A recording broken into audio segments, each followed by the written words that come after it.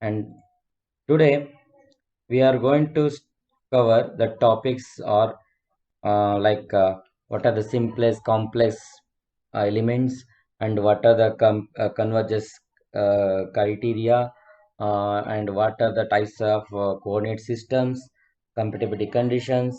All those things we are going to discuss today. So these also very important questions as a point of examination also. So let me see, this is very important basics also. So let me see first one,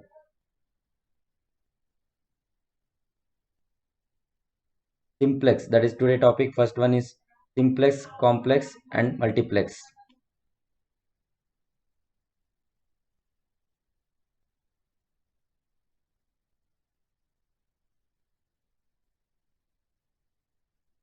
1 minute.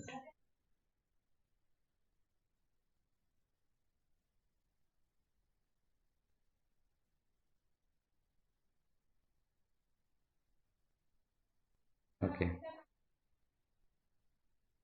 Simplex, complex, and multiplex. What do you mean that? With respect to the geometry shape of the element, the order of the polynomial used in the interpolation function, the order of the polynomial interpolation functions are the finite elements are classified into three categories. One is simplex, complex, and multiplex. Based on the type of order and based on the type of element or shape of the geometry, they are going to classify it like this. uh, One is simplex element. Simplex element means is the simplex elements are those for which approximating polynomial expression consists of constant and linear terms only. That is why the simplex forms are mentioned as linear. That means here order what we are using is n equal to 1. Then that is known as simplex elements. So therefore, we can see here this is a 1D node, 2D node, and 1D element, 3D element, and 2D element. Here we are going to use node only at the edges or points. Here 1D element contain 2 nodes, and 2D elements triangle element contain 3 nodes, whereas tetrahedron 3D element contain totally 4 nodes. So this is known as simplex elements. So next one is the complex elements. Complex elements means, and you can see here in simplex element, suppose for 1D case, what is the polynomial function we are going to use? Just a1 a0 plus a1x, whereas in 2D case a0 plus a1x plus a2y, whereas in 3D case a0 plus a1x plus a2y plus a3z. Here order n equal to 1 will be there. So that is known as simplex element. Complex element means the complex elements are another type of elements for which approximately polynomial consists of quadratic and cubic higher order elements. Here we are going to use either cubic form of polynomial function or quadratic, that is n equal to 3 or n equal to 2 we are going to use. So that is higher order elements. Usually we are going to use for higher order element. Higher order element means I already told. Here in between the element we are going to introduce one more extra nodes. So that is known as a higher order element. That is what they mentioning here. So in addition to constant and linear term, as per the requirement, the element specified n equal to 2 or 3 are more complex element. The complex elements may have same shape as the simplex element, but will have additional boundary nodes and sometimes internal nodes. In some cases, if the complex elements have curved shape, extra nodes must be introduced to apart from the primary nodes. In generally, uh, in general, the number of nodes should be equal to the number of polynomial quotients. So that means that in a complex form, we are going to use either n equal to 2 quadratic form or n equal to 3 cubic form. So usually here, with respect to the these elements, like we are going to use like 1D, 2D, 3D. Other than that, also we are going to use curved shape of this type of elements. So this is called complex elements. So this is called complex elements. We are going to use other than the this simple node, we are going to introduce one more nodes between that. This is called internal nodes. Internal nodes. You can see in between this 1 and 4 they are introduced 10. In between the 4 and 2 they introduce 8 node. In between this 1 and 2 they introduce this. So this is called higher order element. So therefore it will give the more accurate result and on the than the simplex element. So but competition type it will take more. Suppose if case of curve is there, then you have to introduce more number of nodes to capture the actual path of the or shape of the element. So therefore here the number of elements is equal to the number of polynomial order quotients will be there. Polynomial coefficients will be there. So therefore This is about called simplex elements. So like if you take complex element, suppose you take quadratic model, 1D case a0 plus a1x up to x square. So similarly 2D case x, y, x square, y square, x, y. 3D case, similarly what we discussed previously, a0 plus a1x, y, z, x square, y square, z square, x, y, y, z, zx. Like that cubic form will be there.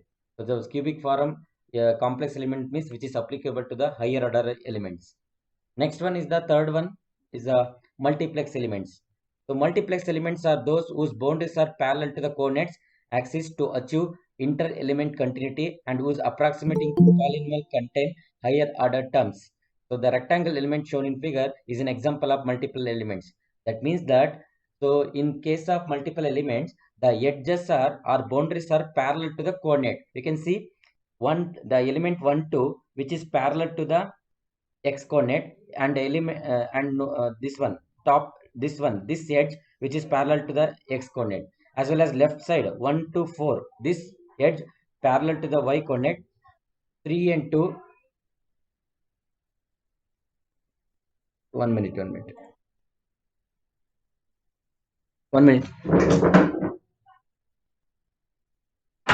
ಏ ಕಿಚ್ಬೇಡಿ, ಕಿಚ್ಬೇಡ ಅಲ್ಲಿ ಹುಡುಗರಿಗೆಲ್ಲ ಹೆಂಗ್ ಕೇಳುತ್ತೆ ಗೊತ್ತಾ?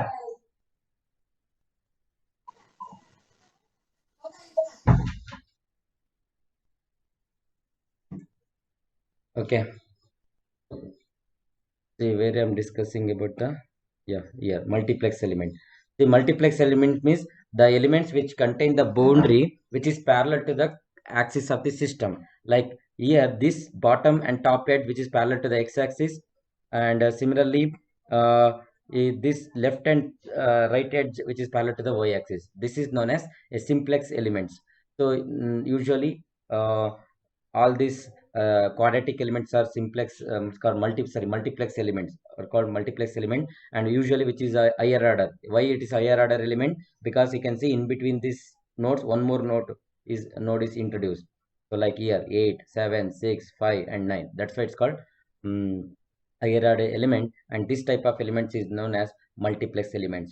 But in case of what is the main difference between multiplex and other two means, in case of complex and simplex, you can see the edges will be no need to be parallel. It never, you can see it is not parallel to the axis. So here parallel, but here inclined is there. Therefore, that is what it mentioned. It can be noted that the boundaries of the simplex and complex element need not to be parallel to the coordinate system. Whereas in multiplex system, it should be a parallel to the coordinate system, either x or y, or if you can use the z coordinate for a 3D, it should be like that. So that is about that. So this is about the types of simplex and complex and multiplex element which is going to be used depend upon the shape and depend upon the order of polynomial. So I will repeat once again. In simplex element, if the order of polynomial is n equal to 1, then that is known as simplex elements, and therefore the nodes will be only at the edges, like 1D, 2D, and 3D. It is having 2 node, 3 node, and 4 node tetrahedron elements. Whereas in case of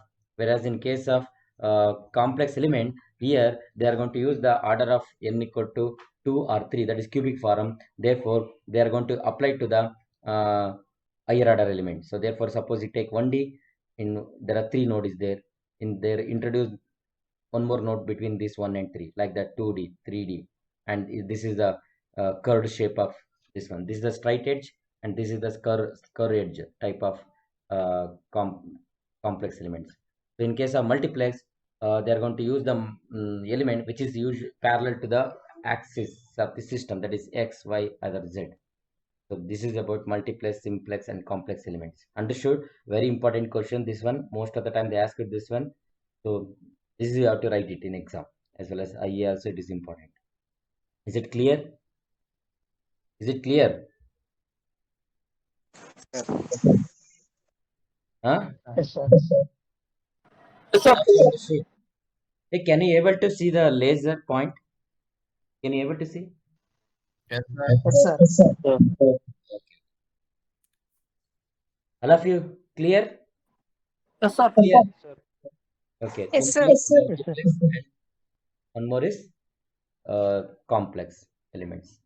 Now we are talking about now mesh convergence. means how we are going to divide, no? That is called a mesh convergence. It means how we are going to divide, based on that your result is going to be converged. That is what. So in mesh converge or edge converge, the continuum is divided into initially minimum number of elements and the solution is obtained. What they are going to do, directly they are not going to do fine mesh. First they are going to divide the elements with a minimum number of elements, that is known as coarse mesh. So how they are going to do? There are two types of convergence or refinement you can do. So one is called as H convergence, one is called as P convergence. So what do you mean by H convergence means? H is for the linear dimension that characterizes the size of the element. The size of the element may be its largest span or square root of the area or cubic root of the volume. And H refinement consists of adding elements of same type shown in figure 3.6b. So that is this one. So you can see this. So in a H refinement, what they are going to do? So you see, this is the initially they do the coarse mesh like this. It divide into only 4. Now in order to get the result, we need to refine the mesh. How we going to refine means without, you can see this here, without means here what they are going to do. So here at the last element only they are going to refining by just adding the number of elements. You can see here only one elements are there, but they are going to divide into number of elements like 1, 2, 3, 4, 5, 6, 7 element they divided at the corner. So this is known as H refinement. So what is P refinement means? P's refinement is the degree of the highest complete polynomial in the element field quantity. The P element consists of increasing the degree of polynomial within elements without changing the number of elements. This can be achieved by following way, just adding degree of freedom to the existing nodes. That means that here initially they are going to do the coarse mesh. Now I need to refine the mesh to get the accurate result. That means fine mesh I should do. So there are two ways we can do.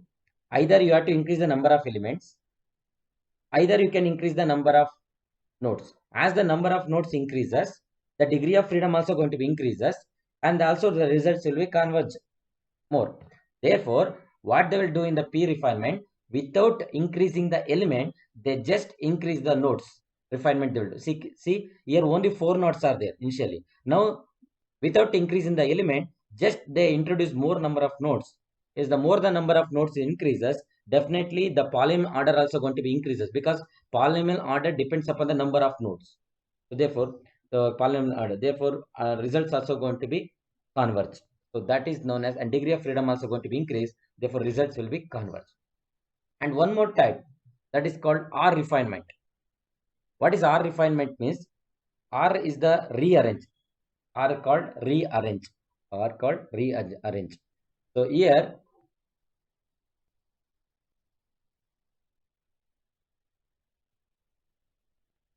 R is the rearrange. Thus R refinement is appeared shown in figure, consisting of relocating the nodes without changing the number of elements or polynomial degree of the field. So how we can refining here means, see here in the H refinement they just increase the number of elements. In P refinement they just increase the number of nodes without increasing the elements. But in R refinement what they are going to do, without increasing the element or without increasing the node, they are going to refining. That means what they are going to do is just rearrange the nodes. You can see initially it is what straight. Now what they done, you have to do they are relocated like this. So that's what element becomes stretched now. It is not exact square, it is become like this. So this is called relocating. So which is best method usually going to use? Either you can use H and P method. R method is not preferred. Why? Because if you do the R refinement, what happened here? Element shape itself going to be this one. Element shape is going to be changed. Therefore, what happened? The meshing criteria, as we know, meshing criteria. What are the meshing criteria are there? What are the meshing criteria? Or meshing quality? Huh? What are those? Hello? Aspect ratio. What is that? Aspect ratio. Then which one? Huh? Jacobian ratio. Yes, Jacobian ratio. Then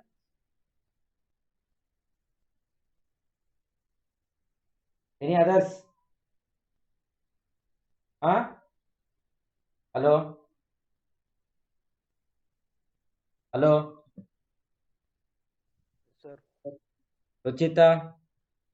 Sumant? What are the other Sir. quality? Meshing quality. Yes. Filter aspect ratio, Jacobian, skewness, and one more is? Factor. Huh? Wrapping factor. What is that? Wrapping factor. Yes, wrapping factor. Therefore, if you relocate the node, you can see it will disturb the entire shape of the element. Therefore, skewness angle, aspect ratio, everything going to change. Therefore, this is not preferred. Usually preferred is H refinement or P refinement. Usually much they are going to use is P refinement because as the number of degrees going to use without increasing the element, so with a minimum time you can get the result easily. So that is why they are going to use much preferred. This P stands for polynomial order. We are going to increase by increasing the number of elements. So this is about called meshing convergence. So how we are going to discretize the element or refine the elements, like by increasing the elements, that is known as H refinement, or without increase the element by just increasing the nodes is known as P refinement, or without increasing the elements or node, just rearrange the nodes and element, then that is known as R refinement. Clear? Is it clear? Yes, sir. All of you, is it clear the concept called meshing refinement Sir. or convergence? Is it clear? Yes, sir.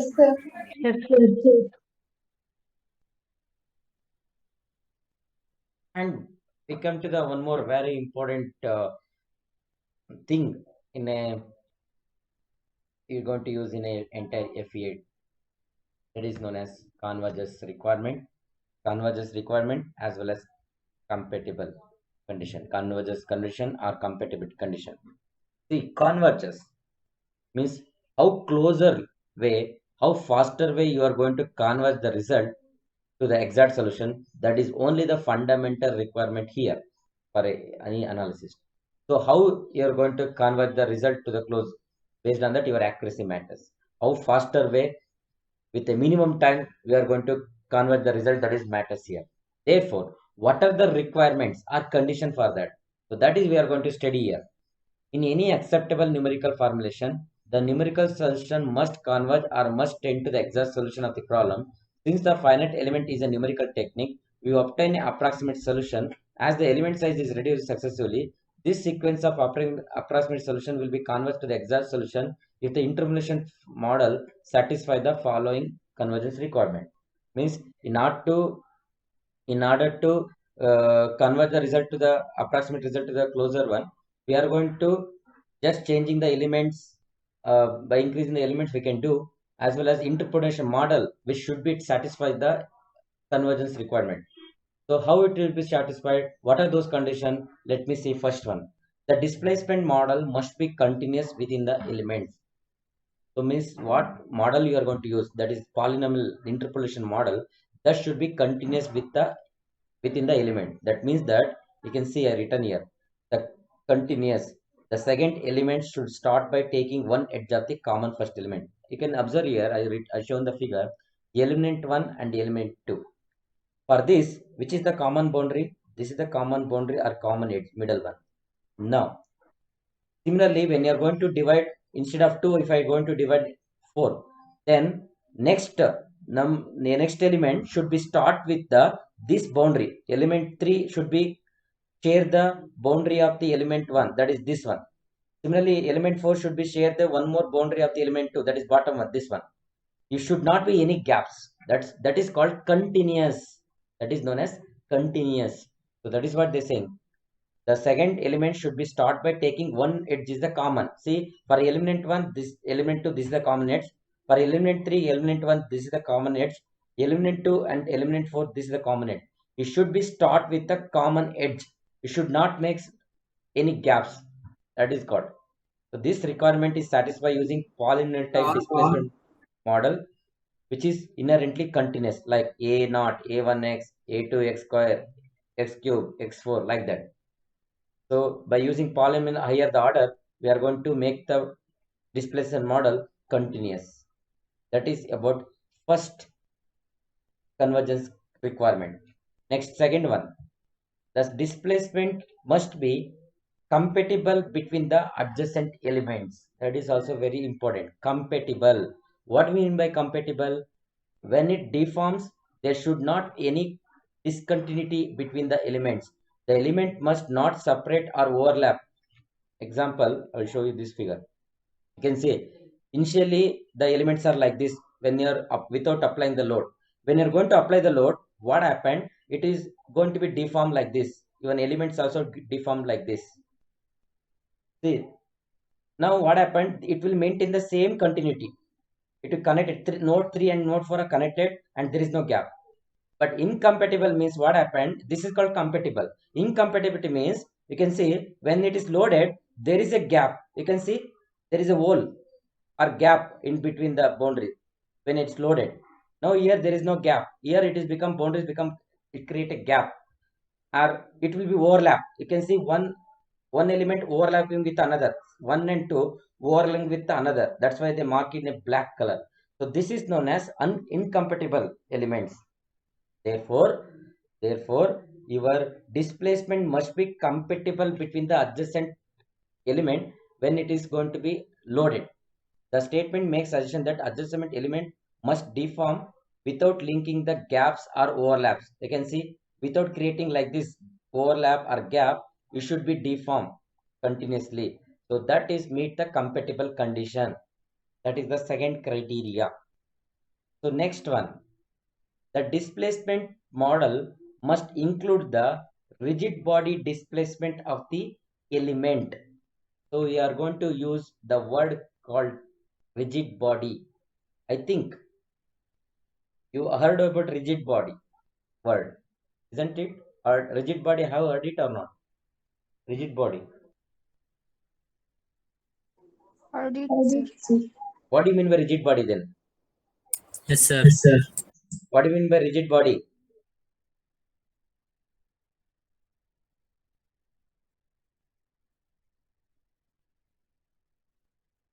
What do you mean by rigid Sir, rigid body is a body whose hardness is more, sir.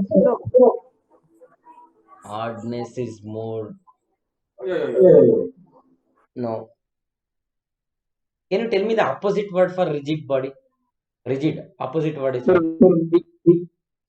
Flexible. Sir, the Yes. deformation does not take place, sir. Rigid. Rigid. Opposite word is flexible. Okay. Good. Rigid. I know someone said displacement or deformation does not take place. What? Deformation does not take place, sir. Does not take place with respect to what? Body, sir. With respect to load of impact. Not that one. Wait, I will show you with an explain you within this one. Okay. See, consider this figure. Consider this figure. Suppose I consider the one reference point like point number 1 and point number 2. Like let's mark it this point 1 and point 2. Now, what do you mean by rigid body means when I'm going to apply the force on this body, the body going to be definitely deformed.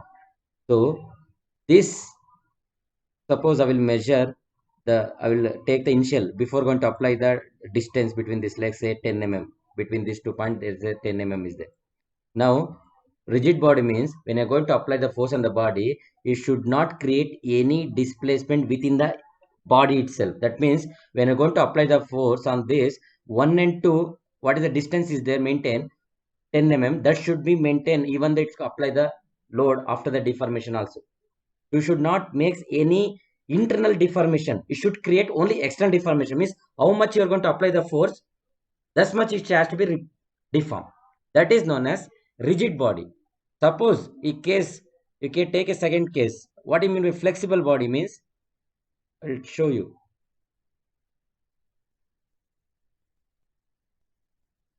Same reference point I will take. Same reference point 1 and 2 I will take, and I will measure the distance again. It is as 10 mm, and I applied the load on this here, tensile load like this. Now what happened? Flexible body means after they apply the load, what happened? After the apply the load, what happened? Deformation. Huh? So deformation take place not only externally and even within the body also. That means within a particle also. See, after apply the load on this flexible body, 1 and 2 it should not be in the same place. So 1 may be deformed maybe here and 2 may be here, like that. That's what happened. The distance will be changed between that, increased. Maybe 20 Sir, maybe. its dimensions will change, sir. Huh? What is that? Its dimensions will change. Yes, dimension is going to be changed. See, that means the deformation within the body itself it will going to take. That is known as flexible body. Like you take a rubber, you can take any flexible member, cushioning flexible member. What happen even if you stretch the rubber, deformation take externally as well as internally also there is a deformation. But in case of rigid body means there is no internal deformation, only external deformation there. That is difference between rigid body and flexible body. Is it clear? Is it clear? Yes, sir. Yes, sir. So here also the displacement must include the rigid body. Means what do you mean by that? Means when you're going to apply the load on the body, just there should not be displacement within the body. That means you should include this rigid body displacement. How are you going to include that? This condition state there should not exceed combination value of a generalized coordinate that cause all the points on the element should experience the same displacement. Means equal displacement should be there. All the nodes, when you're going to apply the nodes also will going to display. So that node should be equally should be moved. So therefore, how you're going to achieve this means in interpolation model, they are going to use A naught. So what is that A naught means? That is known as a constant term and that will give the rigid body displacement condition. So when any polynomial it includes the A naught means and that it satisfies the convergence criteria, that is rigid body displacement, it will be satisfied. That means all the nodes are equally going to be moved. But in place of flexible, what happened? It is going to be one node it will move and two node it will move differently. So it is not equal, it will move. It is going to be take different displacement. So that's why in a convergence criteria must include the polynomial function. One rigid body motion should be term should be include, that is A naught represent the rigid body motion. Next criteria condition. Next condition is the displacement model must include the constant strain state of the element. Constant strain. How are you going to achieve this constant strain? It means that element becomes infinitely small. The strain should be constant in terms in the element. The displacement function should increase the terms of representing constant strain rate. That is second term of polynomial, that is A1. A1 means how we are going to maintain the constant strain means by doing the fine mesh. That means when you're going to divide the elements smaller size. So let me take to the explain clearly with the, example here. What do you mean by can you tell me what do you mean by strain?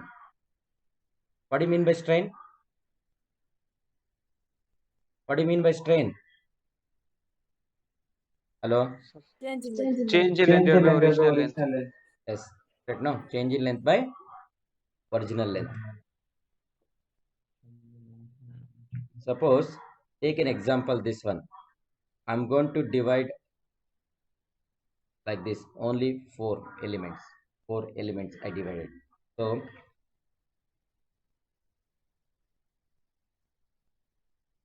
the area, say area it is say 5 mm square. Area it is say 5 mm square. After the applied loads, what happened? It may be displaced to the 2 mm. So the change in length is 2 mm.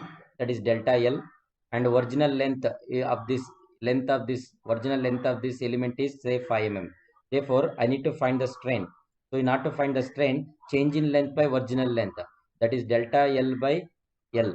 So that is delta L is 2 divided by 5. 2 divided by 5 you'll get. So this is you'll get the what is the value you'll get, that is you'll give the strain.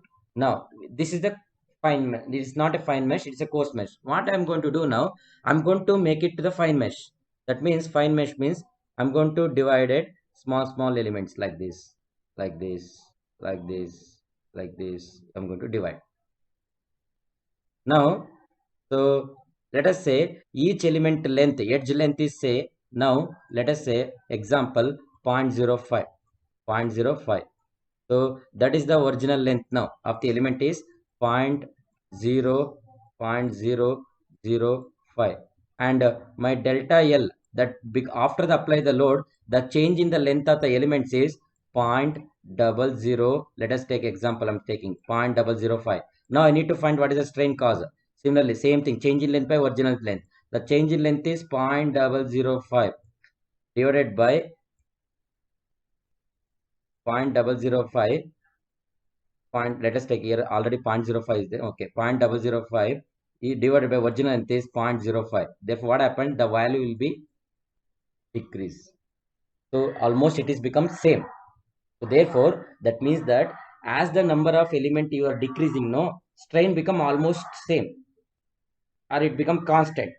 Correct, right? Hello, are you getting? Yes, sir. Understand this third one. The displacement model must include the constant strain state.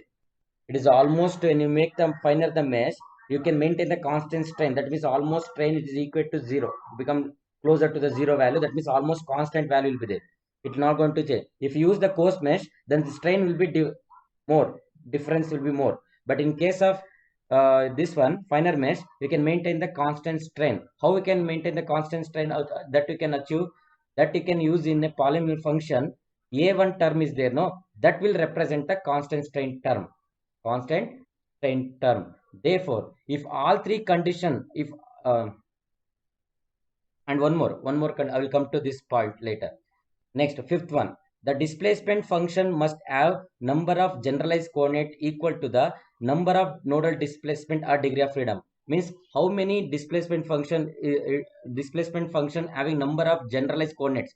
Generalized coordinates means nothing but a1, a2, a3, a4. So this number, it is depend upon the how many number of nodes are there, or how many number of degree of freedom is there. So that is nodal displacement or degree of freedom. How many degree of freedom is there, thus much you have to use the coefficient a1, a2, a3. Suppose if the degree of freedom is 10, then you have to use a0, a1, a2 up to a9, like that you have to use. And sixth condition is spatial isotropy. Apart from the above 5 requirement, the displacement function must satisfy the requirement of spatial isotropy or geometrical invariance. This means that the displacement pattern should be independent of the local coordinate system. So what is local coordinate system? I will explain in the next when you are discussing about the different types of coordinate system.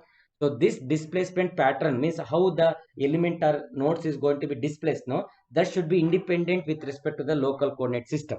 So when all this condition is satisfied, then that is known as, then we can say that element set to be converged, means you will get the accurate result.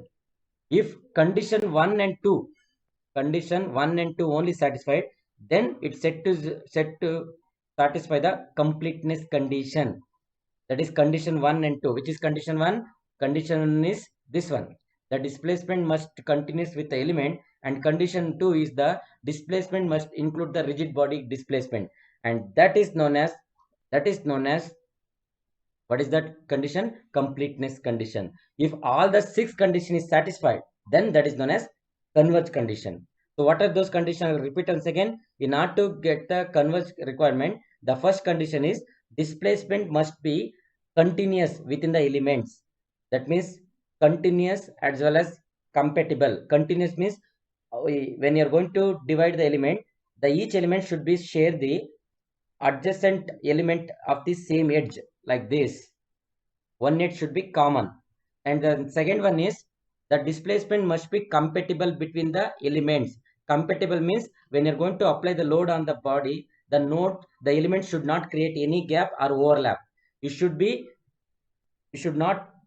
moved and without creating any gaps or overlap. That is known as compatible condition. And third condition, next one is the displacement model must include the rigid body motion. So that condition is achieved by using a naught term in the polynomial function. That a naught indicate the rigid body motion. And next condition is the displacement model should include the model, means what you are using polynomial function that include the constant strain state. How we are going to achieve that? By using a infinite number of elements. If increases, strain become constant, and that can be represented in a displacement model or polynomial function using a term a1. Then the displacement function must have the number of generalized quotient is equal to the number of degree of freedom or number of nodal displacement. So that is a0 a1 should depends upon the number of degree of freedom. Next, spatial isotropy. So spatial isotropy means, so the displacement pattern should be independent of the local coordinate system. If all this condition is satisfied, then we can say it is a converge. The element should be a converge condition, or only first and two is satisfied. First and two is satisfied, and that is known as completeness condition. That is known as completeness condition. So this is about the convergence condition. Is it clear? Convergence criterion and compatible condition. Now what we are discussing now, these two are very, very important basics. That's why I'm stretching more basics. If you learn the basics of module 1, then only you can understand the whole FEM, otherwise you never be. Is it clear? Convergence criterion? Yes, sir. Yes, sir. Anyone not understood? Let me know. Clear? Concepts are clear? Yes, sir. Yes, sir. So, So, okay. Let me see what is compatible condition. I already discussed what is compatible. So compatible, FEM, we know that FEM is a piecewise approximation. It means that given continuum is divided into smaller number of parts called element, and these elements will deform due to the application of load. According to the compatibility condition, the displacement should be compatible between the elements, adjacent element, and this should not create any discontinuity or overlapping while deform, and the adjacent element deform without causing openings or overlap or discontinuity between the element, and this satisfies the compatibility condition. As I explained already, so when you're going to divide the element, so when your material is going to be loaded or elements is loaded, the displacement should be take place with respect to the adjacent elements without creating any gaps or overlap, and that type of condition is known as compatible condition. You can see first two figures, second figure represents the compatible one. You can see in third and fourth what happened. Then the material is loaded, elements is loaded, it will create a gap that is known as void. You can see at the middle here. So some elements are stretched this side and some elements are stretched on the right hand side. That's why it create a void. Or in the third condition, you can see in the fourth figure here, when the elements is loaded, it is overlapping each other. So this is called as incompatible condition. So therefore, you should not, in order to achieve the conditions of the convergence, you should must and should satisfy the compatible condition. So the compatible condition means the adjacent element should be deformed without causing openings or overlap or discontinuity between the element, and this satisfies the compatibility equation. If the elements satisfy both convergence condition and compatibility conditions, then it is called as, then the corresponding elements is called as conforming elements or compatible elements. If the elements satisfy only the convergence criterion, means what are the condition we have seen in the previous case, that only till condition is satisfied, but it never can't satisfy the compatible condition, then that elements is called non-conforming elements. I will repeat once again. If the element converge both compatibility condition and converging condition, then that is called as compatible elements. Sorry, then that is known as conforming elements or compatible elements. If elements satisfy only the convergence condition but not this compatible condition, and then the corresponding elements known as non-conforming elements, or it is also called as incompatible elements. Incompatible elements are non-conforming elements. Is it clear? Hello. Yes, sir. See this one. If the elements satisfy both convergence condition and compatibility condition, then it is known as conforming elements or compatible elements. If the elements satisfy only the convergence criterion condition but not the compatibility condition, then it is called non-conforming elements or incompatible elements.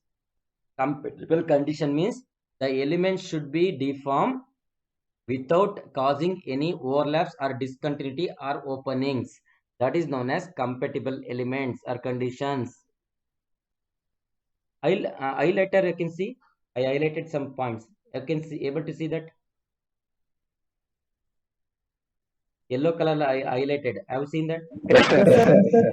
Yes, sir. Okay.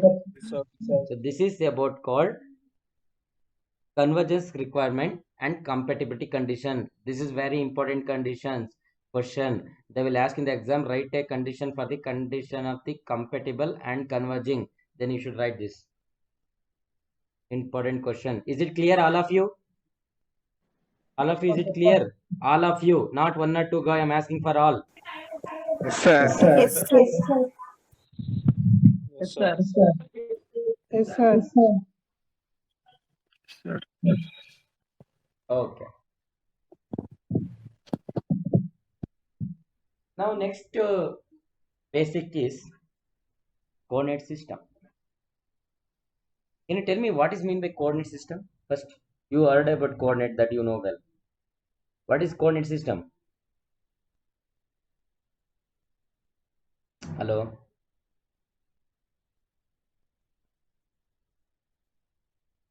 What is mean by coordinate system? Yes, sir. Huh? What do you mean by Enema? I'm generally asking just a general question. What do you mean by Method coordinate of system? method for identifying the location of a point on the earth. Yes. Not only Earth, in anywhere on the space. So it is used to represent the location or configuration of the body in a space. Can you tell me suppose what your location or my location, what any location is there, no, on the Earth? How will going to represent? How will going to identify with respect to what and what? Coordinates, sir. Which coordinate? Which coordinate they are going to use to identify the location? Longitudinal and latitude. Yes, exactly. Good. GPS location, no? Correct. Yes, How much sir. longitude, latitude, every points on the Sir, Earth sir. it will be indicated by latitude, longitude.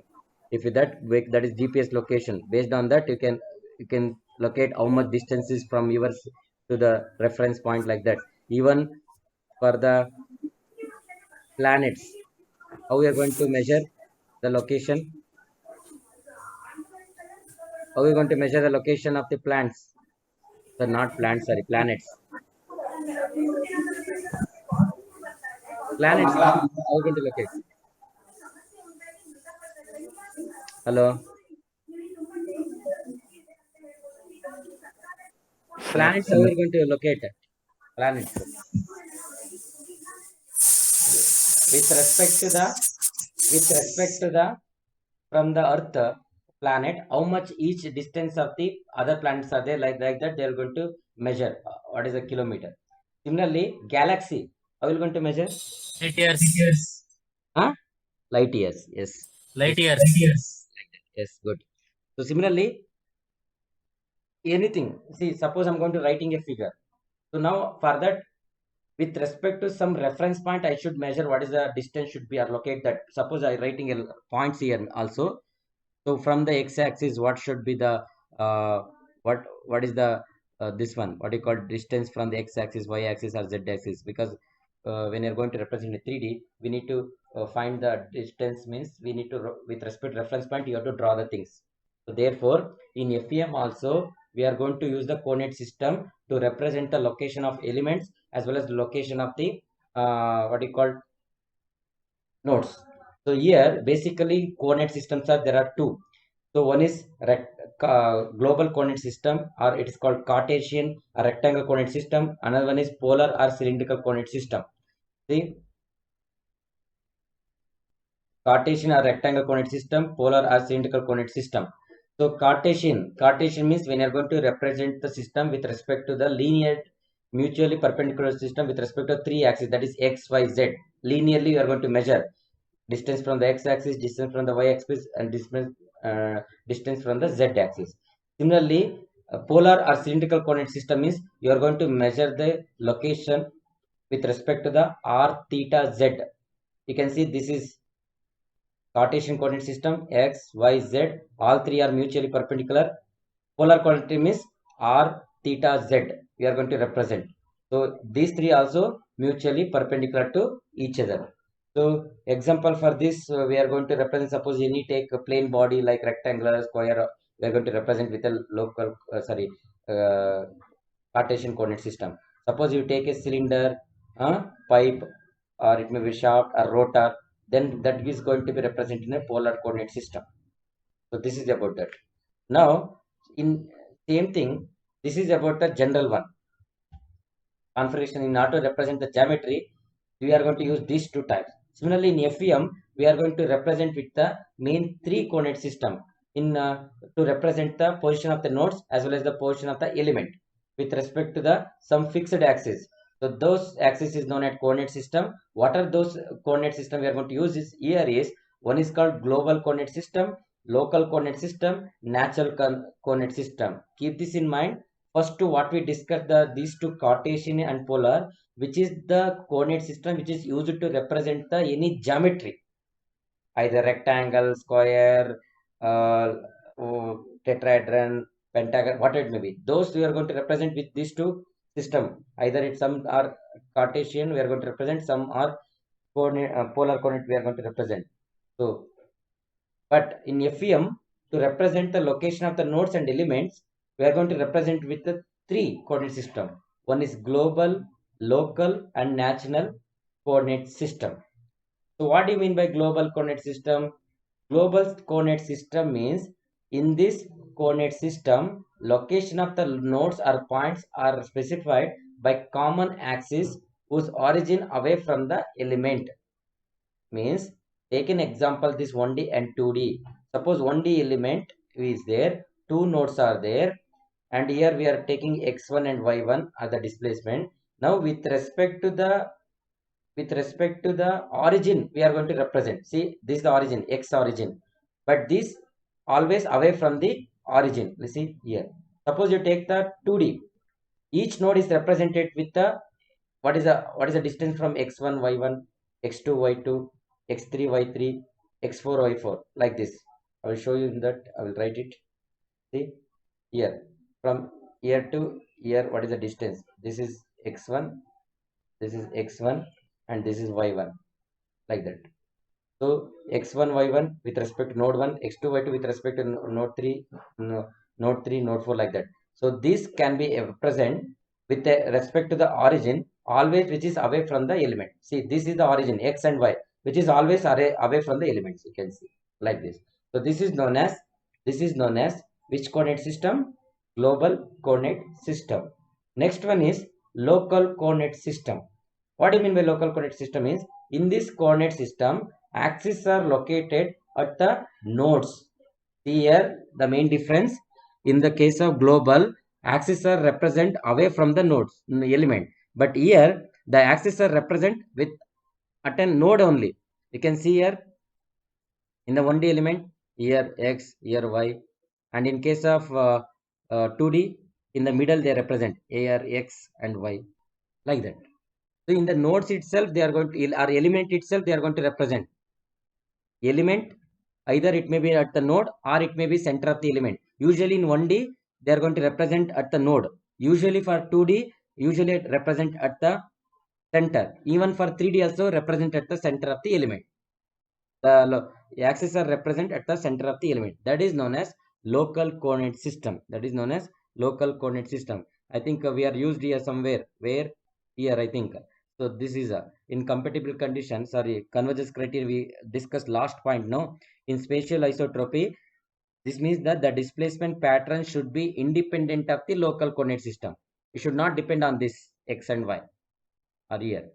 It should be independent, and that is known as isotropy, spatial isotropy.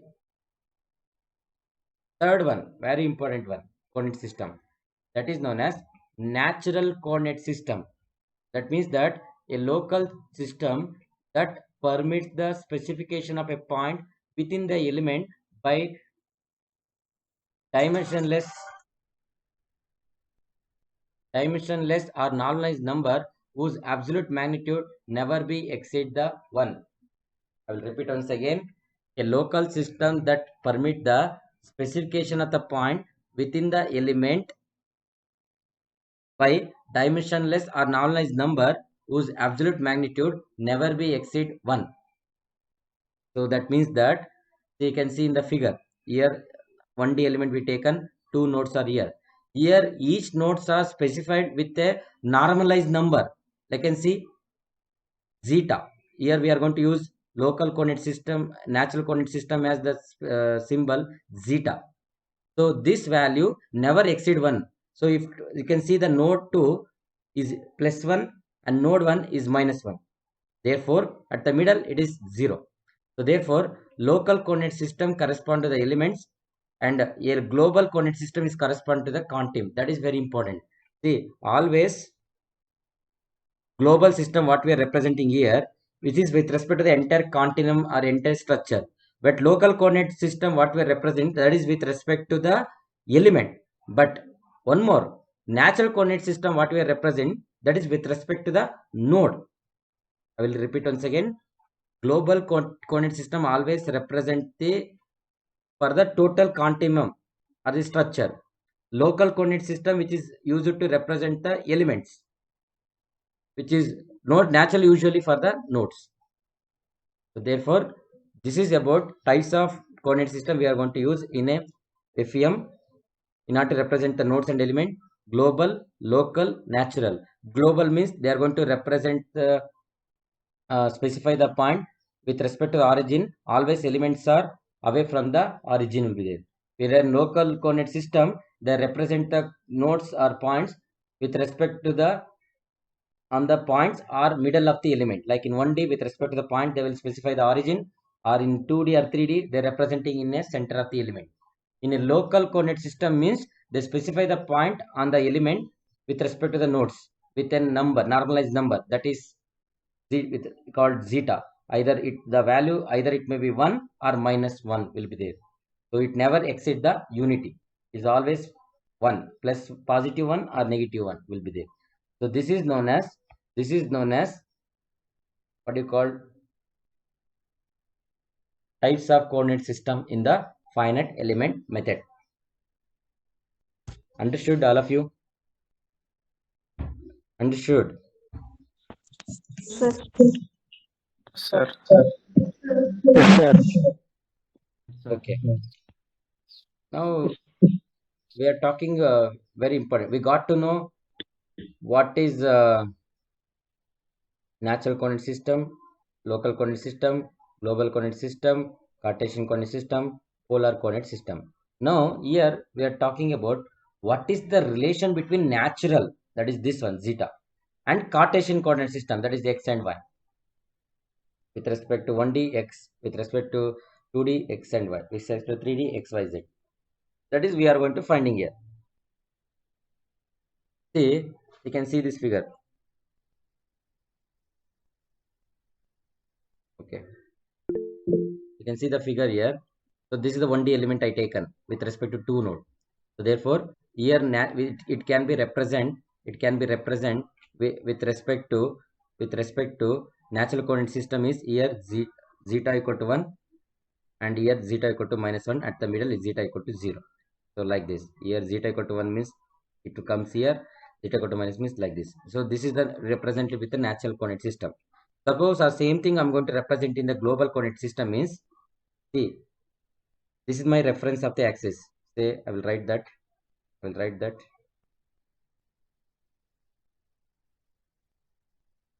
This is my reference 0, 0. I will say 0, 0. with respect to this, the node 1 at a distance of x1 and node 2 at a distance of x2, whereas L is the length of the element. So therefore, what is L become now? What is L become? I think you can see this figure here. So here 0, 0 will be there. 0, 0. This is the origin. So now with node 1 at a distance of with respect to x1, node 2 with respect to x2, and now L is the length of the element. Therefore, what is the L become? What is the L become? I know x1, I know x2. I need to find what is length. What is this length become? What is this length become? It is nothing but x2 minus, if you minus x2 minus x1, you will get the L value. Correct? Isn't it? Correct? No? Sir. Yes, sir. Now, if I take one more middle point, B is the middle point. It is at a distance of x, at a distance of some x from the origin. Therefore, now what is the relation I should find? Means I should use a similar triangle principle here. What is the similar triangles are there? You can see AB are the similar triangle, and AB are the similar triangle, and AD2 are the similar triangle. You can see that is ABE and ACD. I think this is C here. C is here. Some C is here. ABE and ACD are the similar triangle. We can use this principle. So that is, you know, similar triangle principle. AB divided by AC. Similarly, B divided by CD. So what is AC? AB means AB is nothing but what? What is the distance of AB become? I need AB distance. How we can calculate? Hello? Yes, Sir. How we can calculate the AB distance? If you want AB distance, you can see here. What do you have to subtract? X minus what? X1. B X minus. into If you AC. want AB distance, X minus X1 you have to do it. Similarly, if you want AC distance, what is the AC distance already we know? AC nothing but X2 minus Yeah. AC is nothing but what distance? L. That L. is nothing but X2 minus X1. And I want B. B is nothing but plus 1, zeta. Zeta plus 1 will be there. And CD. CD is nothing but taken here 2. So therefore, we can. Huh? Therefore, my zeta become 2 into x minus x1 divided by x2 minus x1 minus 1. So that is the relation between zeta and x. That is nothing but natural coordinate system and global coordinate system. That is zeta is equal to 2 into times of x minus x1 divided by x2 minus x1 minus 1.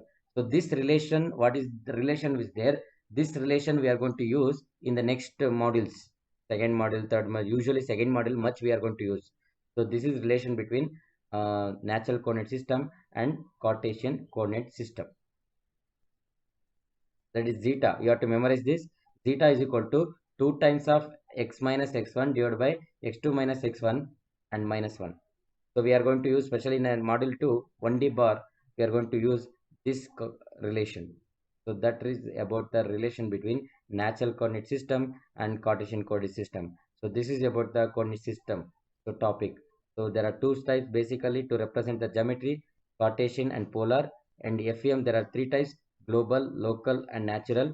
Global means it is used to locate the nodes from the origin. Always here elements are away from the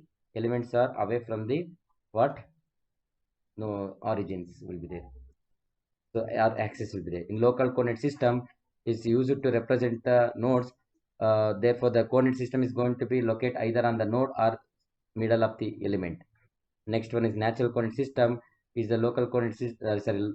Natural coordinate system is a kind of local system that permits to specify the point with respect to the node.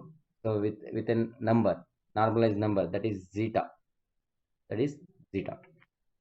So that is about that. Understood? Is it clear?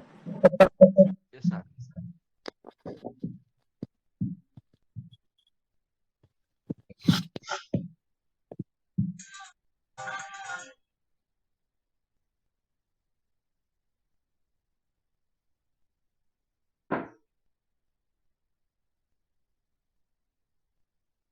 So now almost we are end of the module. Okay, about on theory part. I'm not talking about problematic part. Problematic, I said already. At the end, we'll take it.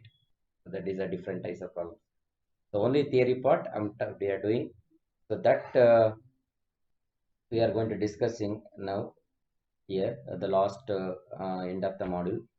So that is now topic known as stiffness matrix. Actually, about stiffness matrix, we are going to discuss detail one in a next model, that is model 2. But here I'm also going to discuss why I'm going to discuss means in order to explain the boundary conditions, we should know understand the stiffness matrix, because already we are going to use much word that.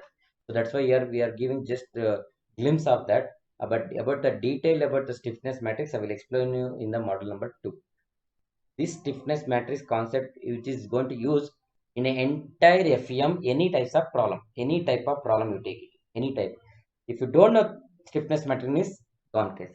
So this is very fundamental, and interview question they will ask you and you're going to do, apply the job on this FE analysis means stiffness matrix is one of the important. Not only stiffness is important in FEM, in entire structural design you take it, either DME or DOM, or not DOM, MOM. This stiffness is very important. That is what you are going to calculate. So I think you heard about this stiffness now. Can you tell me, anyone, what do you mean by stiffness? What do you mean by stiffness? What do you mean by stiffness? Stand. See, MOM is mainly deal with what? Can anyone tell me? MOM is mainly deal with what? Your entire MOM or SOM, it deal with mainly with what? Mechanical. Hmm? Mainly the MOM is deal with the three things. What is that thing means? 3S. What is the 3 means? 3S. Triple S. One is, first S stands for what? Can anyone tell me? What is first? Strength. First S represent the strength. First S represent the strength. Then second Yes. second S. Second S represent what? Stiffness. Good. Very important, that one. Stiffness. Third one. Third S. Hardness. How become hardness is S. It's never started with H. S I'm talking about. It start with the S letter. Stability. Stress. See, your entire MOM, any structure you're going to design, it should be satisfied. You have to design based mainly. It should be have high strength. It should have high stiffness, and it should have high stability. Can you tell me, anyone, what is strength means? What do you mean by strength? What do you mean by strength? Ability to withstand load. Yes, good. It is the ability of the member to withstand the load without, if what is that? Fail. What is stiffness then? What is stiffness? What is stiffness?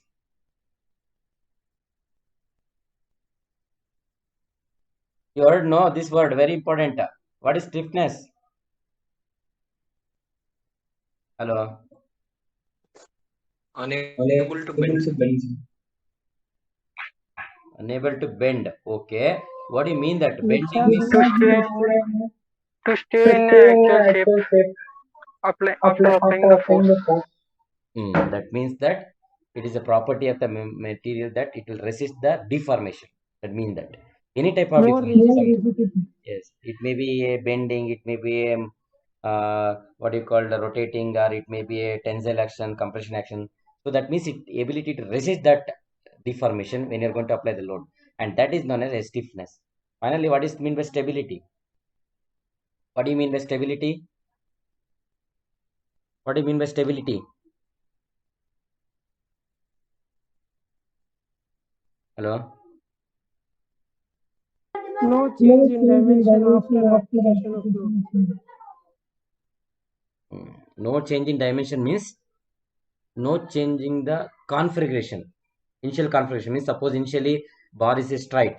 After the application load, it may be going to bend. So like that should not happen. So you should be maintain the same configuration or same shape, we can say. So that is known as stability, more stable. So therefore, your entire mom is deal with these three. So based for that, we are going to calculate the these values. What is strength of the body? What is the strain, the stiffness, all those things. Can you tell me how we are going to calculate this one? Stiffness now. I will go to calculate the stiffness. Okay. Suppose if the bar is there, take an example of bar. I'm applied the axial tensile force, let us say P. Now I need to calculate the stress. How to calculate the stress for this case? How to calculate the stress for this case? Hello? How to calculate the stress for this case? Force per area. P by A. Yes, P by A. Now I need to calculate deformation also.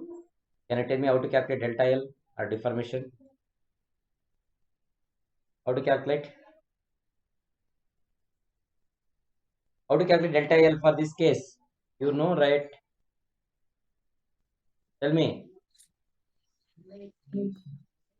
Huh? Strain into original length. Okay. Any others?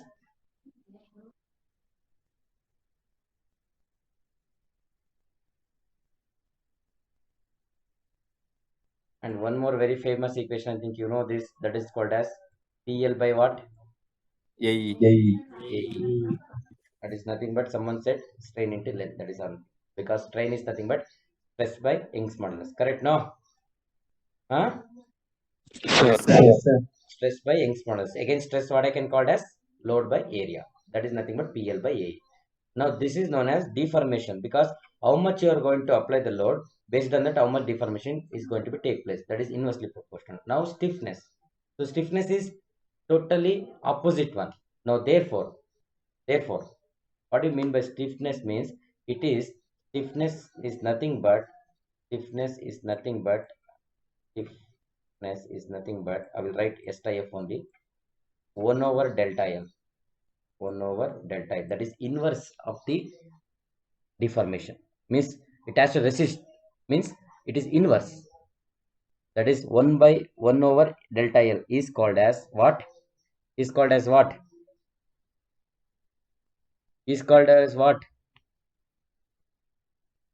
1 over delta is called what? Stiffness. AE by PL. That is become AE by PL. AE by PL. This is known as a stiffness. If this value is more and more, that it will resist the deformation. That is what. So here also we are talking about what is that stiffness matrix? No, what is that? Yeah, here. Suppose one more very important. Yeah, before going to discuss that, so I will take the new note. Okay. What is that we got?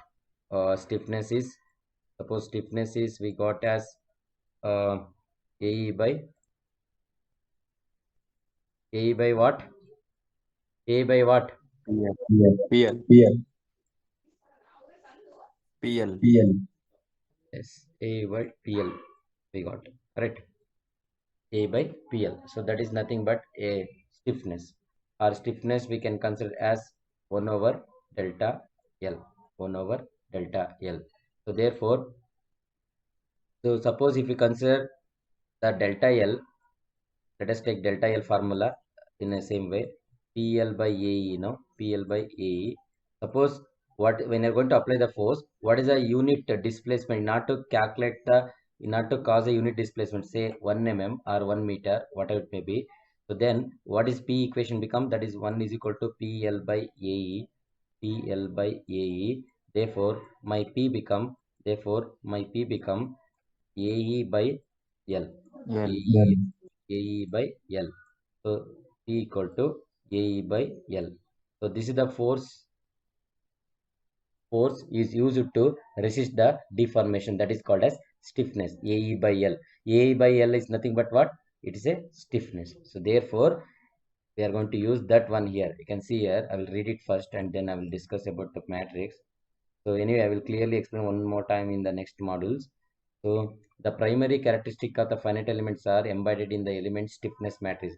For a structure finite element, the stiffness matrix contains the geometric material information that indicates the resistance of the element to deformation. See, it contains the geometric property. It contains the material property. So A and L are the geometric property. E are called as which property? Young's model is called which property? Young's model is called which property? Hello? Young's model is called which property? Geometric property or material property? Hello? Can you hear me? Yes, sir. E called which property? Material property or geometric property? Come on. Geometric property. E. Young's model is so. Young's model is geometric property. Material Material property. Yes. property. This stiffness matrix contain one is geometric property, one is material property. That is what here. A by L, we just I show now we got. That is called stiffness. So therefore, it will resist the deformation of the element when subject to a loading. Such deformation include either axial, bending, shear, whatever it may be. For finite element used in non-structural analysis, such as fluid flow. See, yeah, I should highlight this first, then only you can understand. Okay. See, for structure one is there, no? Wait. Okay. See, for structural one, the stiffness matrix contains for structural element. The stiffness matrix contains then is geometric property and material property. That is nothing but when you're applying the load, no, like axial load, or bending load, or shear load, all those things. Suppose if the finite element used for non-structural analysis means like fluid flow, heat flow analysis, then the stiffness matrix content is also will be used. The matrix represents the resistance of the element to change when subjected to the external influences like temperature, like pressure, like velocity. See what we derived here now, just now it shown no A by L how we got. This is for structural type of problem. Means when it's subjected to external load like torsion, bending, compression, all those things. So then the stiffness matrix, this is the stiffness matrix called for 1D bar element. How we got this one, I will go to derive in the next module. That is what? That is K is equal to AE by L 1 minus 1. This is called stiffness matrix, element stiffness matrix. K stands for stiffness. K stands for stiffness. So this type of matrix which is used for when you are going to deal with a structural problem like 1D bar. Suppose you are going to deal with a non-structural problem like it may be fluid analysis, then heat transfer. And what is that represent in the stiffness matrix means that represent the resistance to element to change to external influences. See, in the structural problem, when you're going to apply the force, it resists the deformation. In case of non-structural problem, when it is subjected to external influences, like in thermal, when it is subject to higher temperature, it going to resist that. Or when it is going to fluid flow problem, when it is subjected to higher pressure, it will resist the velocity or acceleration like that. So therefore, example you can see in this matrix is called stiffness matrix for this one. What is that? Thermal problem. That is heat transfer problem. That is what in your heat transfer you are going to use, no? So that problem, in order to solve that, you are going to use this matrix, stiffness matrix, where that is called KAE by L. So A and L, again it is a geometry property, whereas K is called as conductivity. This is known as material property, conductivity. I think you already heard about conductivity, right? Hello? I think in HT's module 1 you discussed about conductivity, conduction, radiation. Yes, sir. Yes, sir. Conduction. Yes. So conduction is depend upon the K value of the material. More the K, more the conduction take place.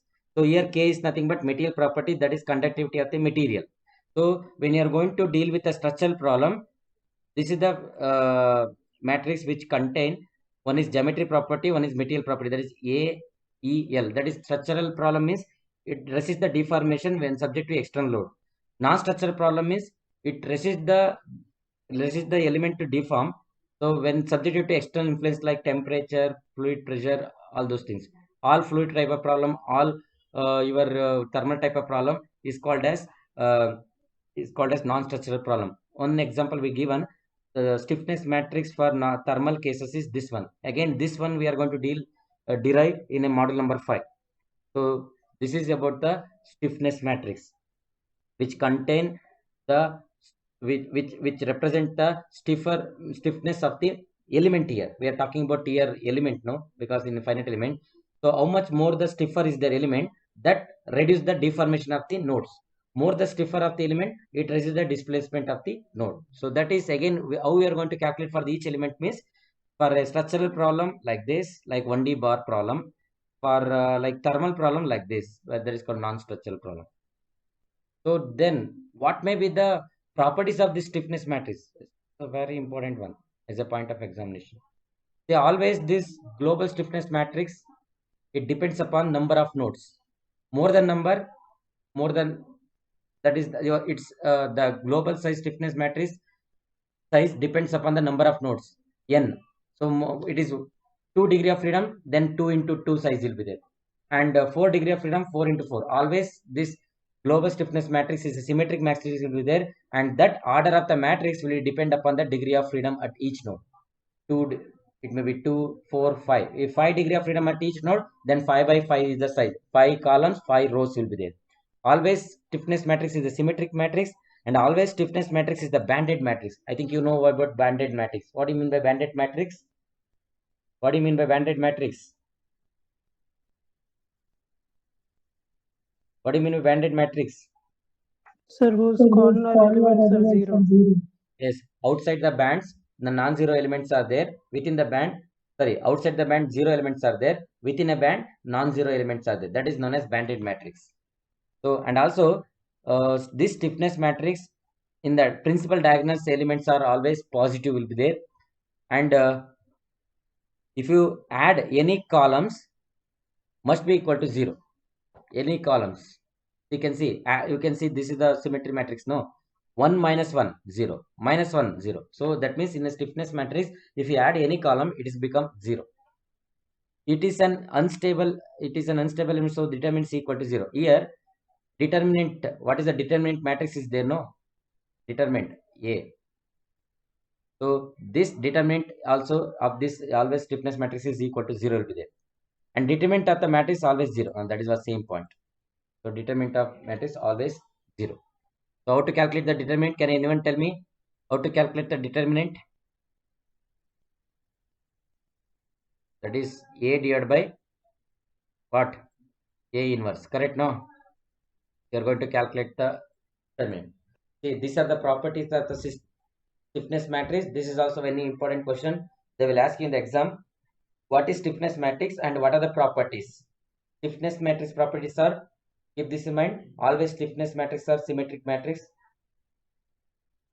Always stiffness matrix are symmetric matrix.